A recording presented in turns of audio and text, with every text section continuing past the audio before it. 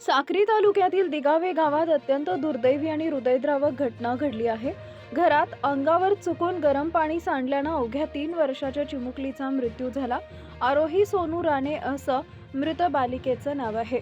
मिळालेल्या माहितीनुसार घरगुती कामकाज सुरू असताना गरम पाण्याचं भांडं उलटून ते थेट आरोहीच्या अंगावर सांडले.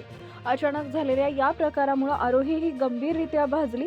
तिच्या आरडाओरडीनंतर कुटुंबियांनी तातडीनं तिला उपचारासाठी जवळच्या रुग्णालयात दाखल केले.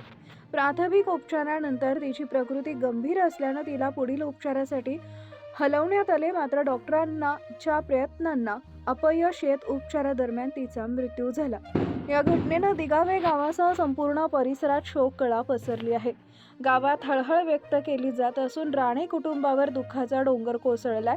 अवघ्या 3 वर्षाच्या चिमुकलीच्या अकाली जाण्यानं गावकऱ्यांमध्येही हळहळ व्यक्त होत आहे.